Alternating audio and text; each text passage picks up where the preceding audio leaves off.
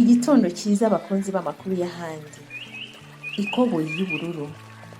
Iyi nkuru yasomwe kuwa 13 Mutarama 2018. Iyi nkuru tuyibwirwa n'umugabo witwa Karen Torres Cristalano w'imyaka 39 y'ubukuru uba mu ntara ya Puerto Rico. Njyewe ugiye kuyibagezaho ni Yvonne Mushimiyimana cyangwa se Sister Yvonne. Mbere yuko dutangira inkuru yacu, reka tubanze tumenye iyi ntara ya Puerto Rico. Christophe Columbus yavumbuye intara ya Puerto Rico mu mwaka w'1493, umwaka umwe nyuma yo kuvumbura Amerika. Iriya ntara ya Puerto Rico yayise San Juan Bautista nyuma ya Yohana Umubatiza. Ibyo kurya byo muri Puerto Rico ni urusenda n'uruvange rw'ibyo kurya by'Abasipanyolo, Abanyamerika, Abongereza n'iby'Abanyafurika. Nubwo Puerto Rico ari intara ya Leta Zunze Ubumwe za Amerika, ikunda kurushanwa ukwayo mu mikino mpuzamahanga buri mwaka kandi imaze gutsindira imidari 9 hamwe yose. Imidari 6 bayibonye mu gutera amakofi, umwe mu gusiganwa, n'umwe muri tenisi, n'umwe mu kuraturana imirya. Imihanda yo muri Puerto Rico yose irimo kaburimbo. Intara ya Puerto Rico igira ibikururanda birebire ku isi. Reka dutangire inkuru yacu. Data yakuriye mu itorero ry'Abadiventiste y'umunsi wa 7 mu ntara ya Puerto Rico, ariko yaje kuva mu itorero ubwo umuntu umwe yaneguraga umufiance we ko yaje yambaye ikoboyi y'ubururu mu rusengero. Muri icyo gihe Data yari afite imyaka 19 y'ubukuru, kandi yazanaga ku munsi w'isabato n'uwari kuzaba mama wasengeraga mu itorero risenga ku cyumweru. Data yararakaraga cyane igihe hagiraga ubwira mama ko atambaye neza. Kuva ubwo niho yaretse kwizera kwe. Nakuriye mu rugo rw'umupolisi. Data yari umugabo munini w'umunyambaraga, yibwira ko nta wundi umurusha imbaraga. Yakundaga kurwana, kunywa itabi, kandi yanywaga n'inzoga.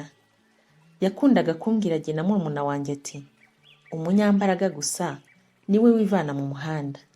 Mukeneye kuba abanyambaraga ngo hatazagira ubahohotera. Imyaka yarashize indi irataha, nyuma ababyeyi banjye baratandukana. Ubwo Data yari amaze imyaka 45 y'ubukuru, yajyanwe mu bitaro kubw'indwara ikomeye yari yamufashe. Umuganga yaramubwiye ko amara ye yatangiye kubora bitewe no kwifata nabi. Ubwo nibwo dogiteri yakase metero 3 z'amara ye. Ubwo ibisebe by'aho bamubaze byari bimaze gukira, Data yongeye gufatwa n'indwara y'ubuhumekero ku buryo atashoboye guhumeka. Mu masegonda 45 imibereho yaciye imbere y'amaso ye imeze nka filime. Yiboneye ibyaha bye n'ibihe byinshi yagiye yanga kwakira Yesu ngo amukize. Yumvise afite ubwoba bwinshi kubw'ahazaza he. Muri icyo gihe yumvise ibiganza bibiri binini bimukoraho bivuye mu ijuru, kandi yumvise ijwi rivugira mu gutwi kwe riti, witinya, uri mu biganza byanjye. Ariko ako kanya yahise atangira kongera guhumeka. Nyuma yo kuva mu bitaro, Data yeguriye Yesu imibereho ye maze asubira mu itorero ry'Abadiventiste. Nyamara yarababajwe n'abahungu be babiri. Yarasenze ati, ko wankijije, ni iki gituma utankiriza abahungu banjye babiri? Mu myaka 27 y'ubukuru, nari umushoferi w'ikamyo, wanywaga itabi, wanywaga inzoga, wari warasabitswe n'ibiyobyabwenge bya kokayine na heroine. Murumuna wanjye we yari mu idini rya Satani. Yambaraga imyenda y'umukara kandi akisiga irangi ku minwa, ku nzara no ku bitsike by'amaso. Yari afite indasago 32 mu maso ye. Yasigaga amarangi anyuranye inkuta n'igisenge cy'ibyumba cye aryamamo, kandi akabikirwa n'umuzika wa Satani. Data yagerageje kutwigisha ibyigisho bya Bibiliya, ariko twumvaga tutabishaka. Yakomeje kugenda acika intege, akora uko ashoboye kose ngo atumenyeshe Yesu. Nyuma yo gusoma isomo ryo muri Yesaya 49:25, aho Uwiteka avuga ati, kuko ari njye uzakurwanira n'ukurwanya, kandi nzakiza abana bawe. Nyuma yo gusoma ayo magambo, yahinduye imibereho ye. Data yashyize abahungu be mu biganza by'Imana. Sinari nzi Imana, kandi sinari nzi ko data nsengera. Ariko nyuma y'igihe gito, hari ikintu kibi cyambayeho. Umunsi umwe, ubwo hari ku munsi wa gatandatu, nahuye n'inshuti zanjye. Tumarana impera y'icyumweru, tuva hamwe, tujya ahandi, mu birori nk'uko twabikoraga buri cyumweru. Ubwo nasubiraga iwacu ku munsi wa kabiri, numvise hari ikintu kibuze mu mibereho yanjye. Kandi numvaga nifuza cyane imibereho irushijeho kuba myiza. Mu isaha ya 5 y'amanywa, narasenze nti, Nyagasani, ugomba kugira icyo ukorera imibereho yanjye, kubera ko ngiye gupfira mu mihanda yo muri Puerto Rico, cyangwa nkandura indwara ntewe n'abakobwa. Sinzi icyo Yesu yankoreye, ariko icyo nibuka cyo ni uko bukeye mu gitondo numvise ntakiri uwo ndiwe.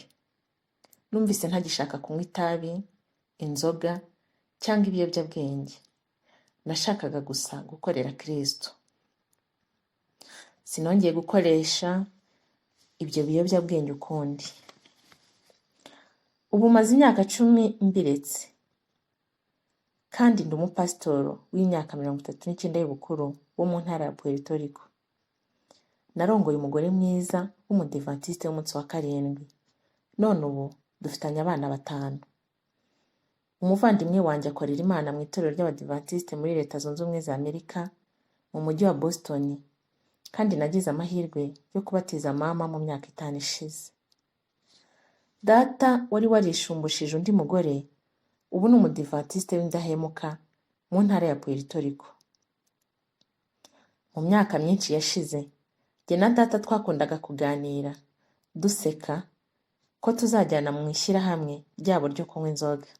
None ubu dusigaye tujyana gusenga buri gihe.